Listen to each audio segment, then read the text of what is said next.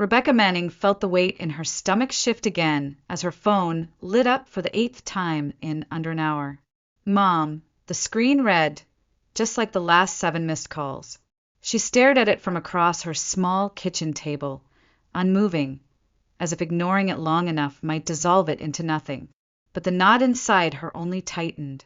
Outside the window, December in Portland wore its usual gray, cold, drizzly, and quiet.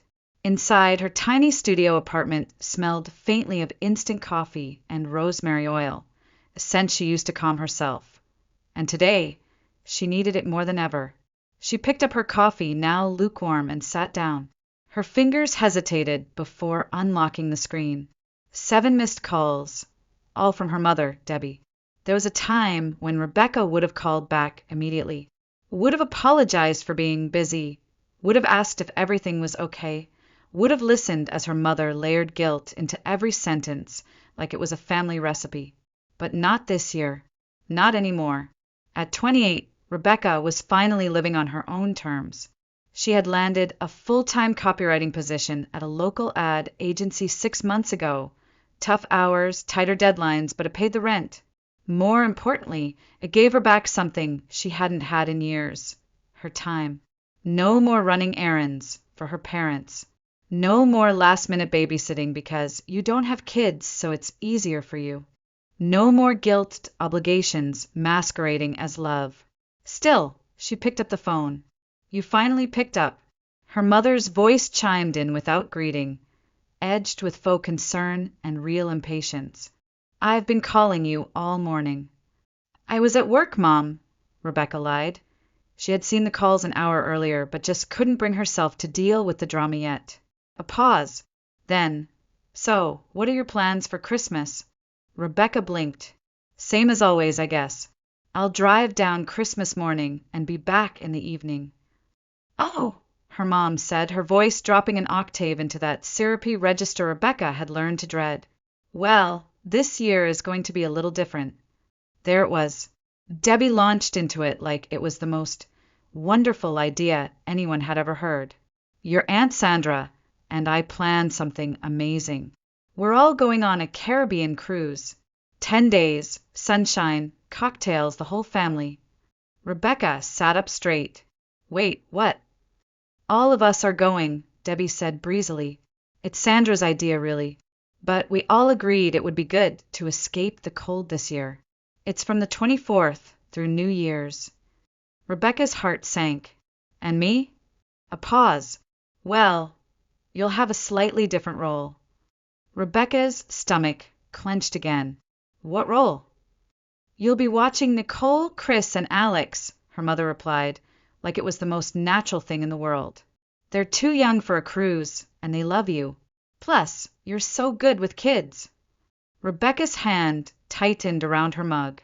You want me to take care of an 11-year-old, an 8-year-old, and a 4-year-old for over a week, while the rest of you party on a beach? Don't say it like that, Debbie tooted. You get along with them.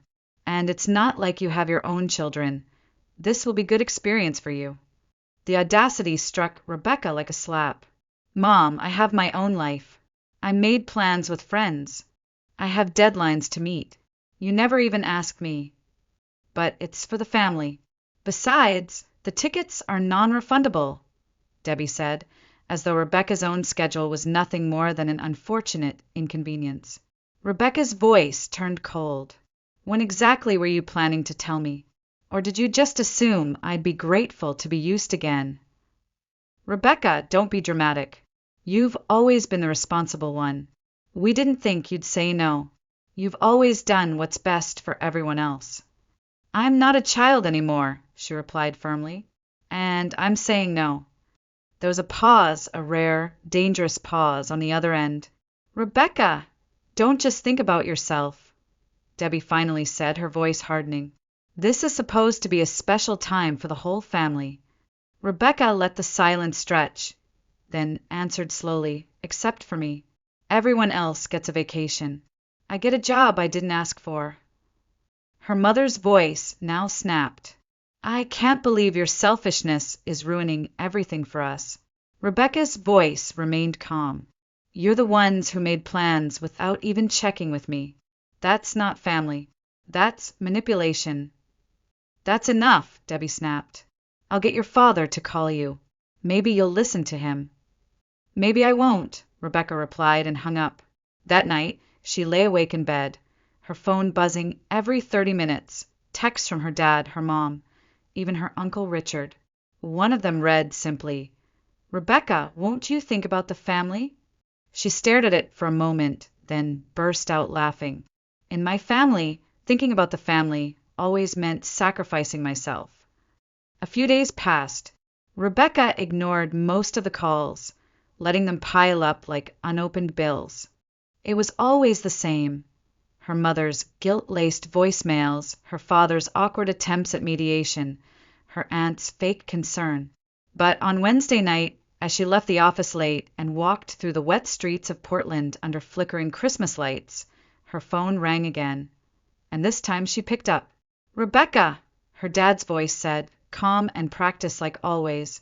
James Manning had mastered the art of sounding reasonable, even when what he was saying was anything but, "Hi, Dad. We just want to talk," he said, "not argue." "I've said no already," she replied, her voice flat. "I know.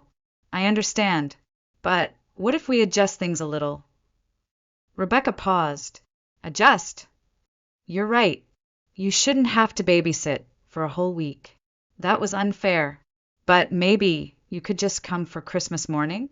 The kids miss you. You could bring your gifts, stay for brunch, and then leave. No expectations. I promise." Rebecca didn't answer right away. The idea felt almost reasonable. It gave her a way out, a boundary she could control. "I'd just come for a few hours?" she asked. "Yes," her father said quickly. "Just a few hours. You don't even have to stay for dinner." Rebecca exhaled. "All right, I'll come Christmas morning. But that's it." "Thank you, sweetie," he said, with a relief that sounded almost too eager. "The kids will be thrilled." She hung up and stood there on the sidewalk for a moment, watching her breath mist in the cold air. Something still felt off, but she couldn't place it. That night, over a glass of wine, Rebecca told her best friend Gina what had happened. "They backed down," she said. "Kind of." Gina raised an eyebrow. "They never back down. They pivot." Rebecca smiled grimly. "You think it's a trap?" "I think it's them. Of course it's a trap. But I agreed to visit, just for a few hours." Gina leaned forward. "Then hold that line. No matter what happens, don't stay. Don't bend. They only understand boundaries when they hit one." Rebecca nodded slowly. "You're right, it's just hard." "Of course it is," Gina said. "They're your family. That's why they know exactly where to press." On Christmas Eve, Rebecca finished wrapping gifts late into the night.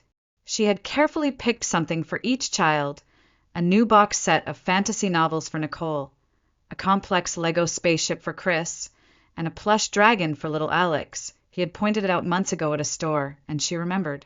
At 11:02 p.m., she texted her mom, "I'll arrive around 11 tomorrow morning. Merry Christmas." The reply came within seconds. "Understood. Looking forward to seeing you." Rebecca stared at the message. It was too short, too polite. It didn't sound like her mother at all. Still, she smiled. This year felt different. For once, she had set the terms. No guilt, no compromises, just a simple visit on her schedule. She loaded the car with the carefully wrapped gifts and fell asleep to the soft hum of holiday music from the radio. For the first time in years, she actually felt calm about Christmas. The next morning, Portland was blanketed in a soft drizzle, and the streets glistened like glass. Rebecca slipped into her coat, started the car, and headed south toward Salem. The highway was mostly clear. Christmas songs played gently as she hummed along and tapped her fingers on the steering wheel. Today will be good, she told herself. A short visit, hand out the presents, smile for the kids, and then back home. She pulled into the familiar driveway at 10:59 a.m. The house looked festive. Garlands on the porch, a wreath on the door, and lights blinking from inside. But something was wrong. Her parents' car wasn't there. Neither was Aunt Sandra's. No sign of Uncle Richard's pickup either. Rebecca frowned. Maybe they'd gone out to pick something up? She stepped out, arms full of gifts, and rang the bell. Tiny footsteps echoed from within. The door swung open, and there stood Nicole, beaming. "Rebecca! You came!" Rebecca's face softened. "Of course I did. Merry Christmas, sweetie." Nicole hugged her, then grabbed one of the bags. "Come in. We've been waiting." Rebecca walked in and froze. The living room was quiet. No adults in sight. A few half-eaten pancakes sat on plates in the kitchen. Christmas stockings were hung neatly, but the only sounds came from the children's excited chatter. "Where is everyone?" Rebecca asked slowly. Nicole blinked. "They left." Rebecca crouched to her level. "Left where?" "The airport," Nicole said matter-of-factly. "They're going on that big boat. Mommy said you were coming to stay with us." Rebecca's heart dropped. Chris and Alex ran out from the hallway, hugging her legs. "Did you bring presents?" Rebecca forced a smile. Yes, I did." But inside, her mind raced. "They tricked me, they actually did it." On the kitchen table sat a folded sheet of paper. Rebecca walked over and unfolded it with trembling hands. "To Rebecca. We left on the 9 a.m. flight. We prepared breakfast. There's a week's worth of meals in the fridge. Alex to bed at 7 p.m., Nicole and Chris at 8:30. Emergency contacts are on the fridge. With love, Mom." Rebecca stood there, the note in one hand, the other clenched at her side. Her face was burning. Her jaw tightened. They didn't just ignore her boundaries. They orchestrated a lie. They weaponized her own goodness against her. She took a deep breath, walked into the kitchen, and picked up her phone. Her mother answered on the third ring. "Oh, Rebecca! You arrived? How are the kids?" "What were you thinking?" Rebecca asked, her voice low, trembling with fury. "Now, don't start. How could you do this to me? After I said no." "Calm down, honey. We knew you'd come. You're responsible. We trust you." Rebecca's voice turned to ice. "I'm not your babysitter. I said I would come for Christmas morning, not this." "You're already there," her mother said. "You can't just leave them alone." Rebecca stared at the children, giggling behind her. "Do you realize this is child neglect? If I called the police right now, do you think they'd agree with you?" Her mother gasped. "You wouldn't try me," Rebecca said. "You have 1 hour. Cancel the flight. Come home, or my next call will be to the police." "Wait, we're still at the airport. 1 hour," Rebecca repeated and hung up. Rebecca placed the phone down on the counter and closed her eyes for a moment. Her heart was thudding against her rib cage, a quiet thunder of betrayal and adrenaline. In the living room, the children were tearing open gift wrap with delight, oblivious to the emotional warfare swirling around them. She walked back in and crouched beside them. "Hey," she said gently, "your parents will be back soon, okay? But for now, let's have some fun together. What do you say?" Nicole grinned, holding up the books Rebecca had brought. "Can you read to us later?" "Of course," Rebecca smiled. She sat with them on the floor, played board games, built Lego towers, and helped Alex feed his new stuffed dragon imaginary cookies. Every time she glanced at the clock, a quiet tension stirred in her gut. 40 minutes left, 35. The silence outside the house seemed too calm, too rehearsed, like a stage where betrayal had already played out and no one had taken down the set. At the 45-minute mark, Rebecca stood by the window. Her body was still, her hands folded over one another, her thumb pressed absently against her palm. Part of her hoped they wouldn't come, so she could follow through with the threat. Another part hoped they would, just to prove they'd finally understood she was serious. Then, at minute 50, she saw the first car. It was her father's silver SUV, pulling into the driveway. Behind it came Aunt Sandra's van, and then the unmistakable cherry red pickup that belonged to Uncle Richard. She didn't move from the window. She watched the doors swing open, watched them step out hurriedly, their faces tight with tension. James, Debbie, Sandra, Richard, all of them here. Just like that, the children ran to the door. They're back! Nicole shouted. Rebecca stepped aside. The door burst open with excitement, and the kids jumped into their parents' arms. Debbie entered last, walking toward Rebecca slowly. Rebecca! I don't need an explanation, Rebecca cut her off. I'm leaving. But it's Christmas, Debbie said, voice trembling just enough to play the part. Rebecca looked her dead in the eye. Now I know what I am to you. A tool. A convenience. Not a daughter. Debbie's mouth opened, then closed. Her face paled. Rebecca bent down to hug the children. I'm glad you liked your gifts, she said softly.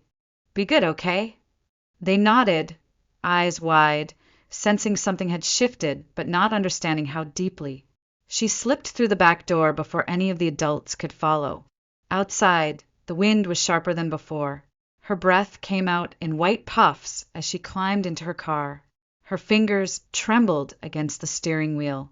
She didn't cry. She didn't scream. She didn't even speak. But as she reversed out of the driveway, she saw something through the window. James was yelling. At Debbie. At Sandra. At Richard. For the first time, he wasn't the passive father who quietly supported Debbie's schemes. He was angry. Visibly, loudly angry. Rebecca didn't stop to listen. She drove, all the way back to Portland. When she reached her apartment that evening, the sky had already turned a soft navy blue. She poured herself a glass of wine, lit a lavender candle, and curled up on the couch without turning on the lights. The only sound was the ticking of the wall clock and the occasional honk from the street below. Peace. Not joy. Not triumph. Just stillness. She didn't answer any more calls that night. Her phone lit up over and over. James, Debbie, even Sandra. She let them all go to voicemail. She had said what needed to be said. But the war wasn't over. The next morning, Rebecca opened her phone out of habit. She hadn't expected what came next. A post on Facebook from her mother. It was a sad Christmas this year. Some people don't value family. The kids were disappointed. Plans were ruined. It hurts to know someone would rather prioritize themselves over love. I never thought our family bond could be so fragile. Rebecca stared at the screen. Her hands started to shake. She scrolled down hundreds of comments. So sad, Debbie. You raised her better than that. What happened to loyalty these days? You gave her so much, and she couldn't even give 1 week. Shameful. The younger generation has no sense of duty. Rebecca took a screenshot, then another, and another. The rage came slowly, like a tide crawling over everything. She wasn't even named in the post, but it was unmistakable. Her own mother had painted her as the villain, publicly, falsely, cruelly, and people were eating it up. That was the final straw. She opened her laptop, logged into Facebook. Her fingers hovered over the keyboard for a long time. Then she began to type. Since it seems necessary to tell the whole story, let me set the record straight. Since it seems necessary to tell the whole story, let me set the record straight. That was the first line of Rebecca's post. She didn't draft it. She didn't overthink it.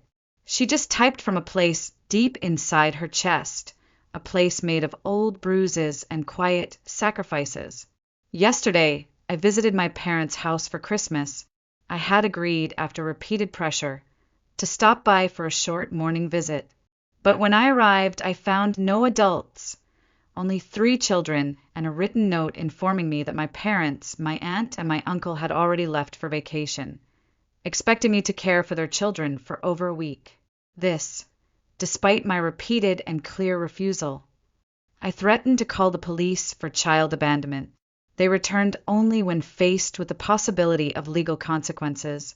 Now I'm being accused of ruining the holiday. In reality, I simply chose not to be manipulated. Family is not built on exploitation, and I will not apologize for drawing a line. She attached photos of the handwritten note. She included a screenshot of her mother's text. Understood. Looking forward to seeing you tomorrow. She posted it publicly, and she hit post. For a long moment, nothing happened. Then, Gina commented, "You did the right thing."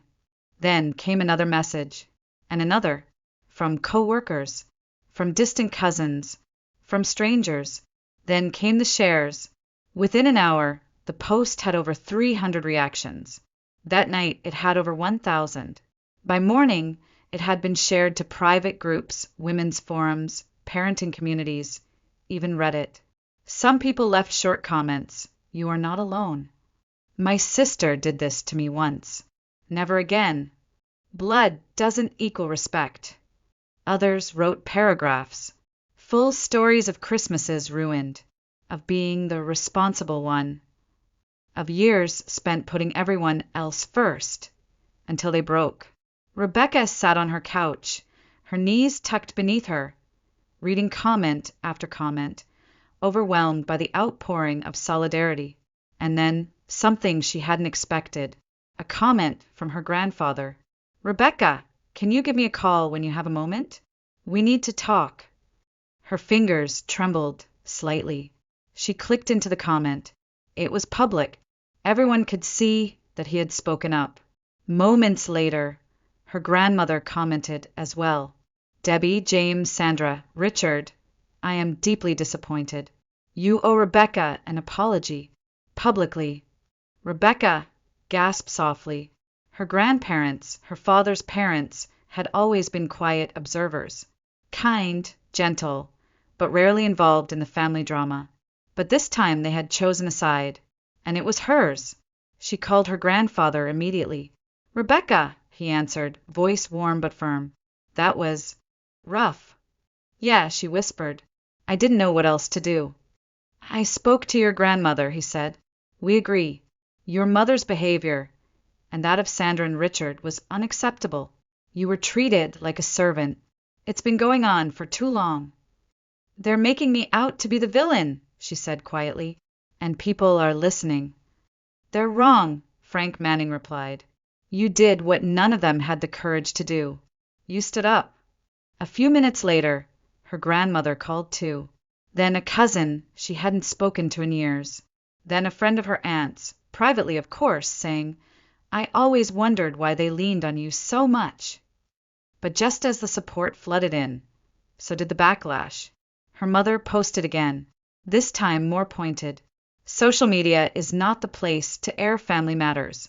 Some people choose to humiliate their loved ones rather than resolve things privately." Her father emailed her, "Rebecca, we did apologize, but threatening legal action was too far. You embarrassed this family. You crossed a line." Sandra and Richard posted passive-aggressive quotes about entitlement and the death of respect. Then came the private messages from cousins she hadn't heard from in years. "Why are you doing this? You've always been so quiet. This doesn't seem like you. You're blowing everything out of proportion." Rebecca didn't respond. Instead, she turned off her phone, logged off her accounts, and sat in silence. She didn't cry. She didn't feel sorry. She just felt hollow, and also free. The next morning, Gina called. "Rebecca, your post is everywhere." Rebecca rubbed her eyes. "What do you mean, everywhere?" Some blogs picked it up. Screenshots are on Twitter. People are sharing it as a story about setting boundaries. "You've gone viral." Rebecca blinked. "I didn't want to go viral." "I know," Gina said softly, "but sometimes the truth doesn't ask for permission. It just resonates." That afternoon, as she sat drinking tea and reading messages from strangers, another notification arrived. A new post from her mother. "I want to clarify my previous message. It was written in anger and did not reflect the full story. My daughter Rebecca was placed in an unfair position. My husband, my brother-in-law, and I made assumptions. We did not respect her boundaries. Her reaction was justified. "I sincerely apologize." Rebecca stared at the screen, speechless. A public apology. From her mother. Unthinkable. But just as quickly as hope flickered, her phone buzzed again. A text. From Grandpa Frank. "Debbie and I talked. Her apology is a start, but it's not enough. This has gone on for too long. Rebecca, I think we should explore legal options. Not to punish, but to protect." Rebecca froze. Legal options? She had barely recovered from the emotional damage. And now this? But then she opened her inbox. An email from her father. "Rebecca, your behavior is unacceptable. Publicly threatening to call the police was immature and extreme. Your actions embarrass the family. We will no longer be inviting you to future gatherings." Her jaw clenched. So that's what the apology had been. Not remorse. Just damage control. She picked up the phone and called her grandfather. "Grandpa," she said, her voice tight, "Dad just emailed me. He's still blaming me." There was silence on the line. Then, "This is harassment. It's time you speak to a lawyer." Rebecca nodded slowly. "Okay, I will." The law office of Vanessa Gale sat in a modest brick building in downtown Portland, just a few blocks from where Rebecca worked. It didn't look like much, no glitzy lobby, no glass conference rooms, but there was a sense of quiet certainty to it, a space that told you you're safe here. Rebecca sat across from Vanessa, a woman in her late 30s with sharp eyes and a voice like polished steel. She had listened quietly for nearly 45 minutes as Rebecca laid out the full timeline. The manipulated Christmas invitation, the abandonment of children, the public posts, the backlash, the private threats. When Rebecca finished, her voice dry and worn, Vanessa folded her hands. "Ms. Manning," she began calmly, "this is not just a messy family drama. What you've described is emotional exploitation, public defamation, and digital harassment. And in my legal opinion, it has crossed every line." Rebecca blinked. "But they're my family." Vanessa didn't flinch. "That doesn't exempt them from consequences." Rebecca looked down at her hands. "Should I really sue my own parents?" Vanessa leaned forward slightly. "This isn't about punishment. It's about protection. If you don't draw a legal boundary now, they'll continue. Maybe not tomorrow, maybe not next Christmas, but it will come back. Because people like this, they don't stop when you ask. They stop when you make them." Rebecca didn't answer. Not yet. So Vanessa continued. "The public post from your mother implies false behavior. Combined with her status in the PDA and community organizations, it carries weight, reputation-wise. That's defamation. The pressure to accept childcare after a clear refusal, and the strategic manipulation to trap you inside that situation, that's coercive. And the repeated messaging. The email from your father excluding you from the family? Harassment." Rebecca sat in silence for a long while. Then she said, "Let's start with a warning letter, just to see if they take it seriously." Vanessa nodded. "We'll draft it today. I'll list every action taken against you. If they don't respond appropriately, we escalate." Within 48 hours, the letter was sent, certified, signed, and undeniable. Rebecca hoped it would be enough. It wasn't. The reply came not from a lawyer, but from her father. Another email. "Rebecca, we saw your letter. This is ridiculous. We already apologized publicly. If you go forward with this, it will destroy our family permanently. We're not the villains here. You are. You embarrassed us. You escalated. We will not tolerate being slandered by our own daughter." That night, Rebecca brought the email to Vanessa. Vanessa read it slowly, carefully. Then she looked up. "This is gaslighting in written form," she said. "And now that you've formally warned them and they've responded with further blame and denial, we move forward." Rebecca nodded, lips pressed tight. "File it," she said. "We sue." In the following days, paperwork was filed, statements were drafted, and Rebecca was prepared for the emotional toll that was coming. But nothing could have prepared her for the silence. The family didn't respond publicly anymore. They stopped commenting, stopped posting. Even the flying monkeys, the cousins, the family friends went quiet. But Rebecca's inbox stayed full. Support from strangers, from other daughters, from women in their 30s and 50s and 70s who had carried the same burden for decades but never spoken aloud. Your courage helped me confront my own mother. I thought I was crazy. Now I know I was just controlled. I wish I had drawn a line years ago, like you did. Rebecca cried, quietly reading them, not because of the pain, but because of the recognition. 3 weeks later, the court date arrived. Inside the courtroom, everything looked so ordinary, wood paneling, dull carpeting, a flickering overhead light. But to Rebecca, it felt like standing on a cliff. Her lawyer presented everything: the pattern of emotional control, the screenshots, the messages, the public backlash. The testimony from her grandparents was particularly damning. Rebecca has always been expected to sacrifice for the rest of the family, her grandfather said steadily. Since she was a child, they treated her like help, not like a daughter.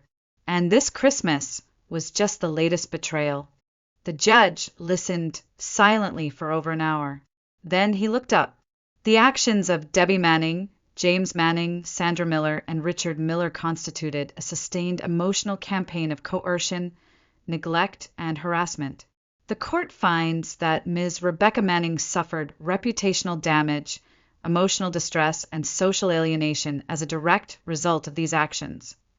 He continued, family relationships do not justify exploitation. They do not override consent, and they do not exempt cruelty. Rebecca's breath caught. She had won. The verdict rippled like a silent explosion through the entire family tree. Debbie was forced to resign from the PDA board. Public pressure had mounted after the court decision was posted online. Parents in the community no longer trusted her. Not with children, not with leadership, not with anything. The polished suburban image she had curated over the years, gone, shattered in a week. James Manning, who had once been the pillar of quiet complicity, was now a man people avoided at neighborhood barbecues and church. The look in his eyes, Rebecca would hear later, wasn't anger. It was shame, a kind he didn't know how to carry. Sandra and Richard, their artisan home goods store in Salem, began hemorrhaging customers. People whispered. The screenshots of their smug Facebook posts, the timeline of events, Rebecca's public court statements, all of it had turned into quiet, deadly PR poison. Within 6 months, they shuttered the store. Bankruptcy followed. But Rebecca didn't celebrate. She didn't post a follow-up, didn't gloat. She simply moved on. Her agency promoted her in March, creative lead for a regional campaign. Her salary nearly doubled. She moved into a slightly larger apartment with a small balcony that overlooked downtown. She planted rosemary in a hanging pot, just like the one from her childhood. But this time the scent was hers. One warm afternoon in May, Rebecca walked out of a family law seminar she'd been invited to speak at. Yes, invited. Her story had reached not just thousands online, but lawyers, advocacy groups, writers, women. As she sipped iced coffee in the sun, Gina sat across from her, grinning. Do you realize what you've done? Rebecca tilted her head. Filed a lawsuit. Gina laughed. You lit a fuse. And now women everywhere are stepping out of shadows they thought were normal. You gave them a mirror. Rebecca shrugged. I didn't plan any of it. No, Gina said. You lived it. That's what made it real. Later that night, Rebecca sat alone on her balcony, the city humming below her. She scrolled through her messages, birthday wishes from coworkers, photos from a friend's baby shower, and a voicemail from her therapist reminding her of tomorrow's session. There were still moments where the ache returned. Memories. Christmases when she was 9, 10, 11, tucking her cousins into bed while the adults laughed over wine in the dining room. Birthday dinners canceled last minute because your sister's kids have a school play. That ache, it didn't go away entirely, but now she knew how to meet it, with truth, not silence. In her next therapy session, Rebecca sat on the couch, legs folded beneath her, and said something she hadn't dared to before. "I don't think I ever had a family, just people who expected me to play a part." Her therapist looked at her gently. "And what part do you play now?" Rebecca smiled, eyes glistening. "Myself." Years from now, when she looked back, Rebecca wouldn't remember the court hearing first, or the viral post, or even the look on Debbie's face when she realized she'd finally lost control. She would remember walking into that house on Christmas morning, the scent of cinnamon, the blinking lights, the weight of wrapped gifts in her arms, and that tiny voice asking, "You're staying with us, right?" And how, for the first time in her life, she had said no and meant it.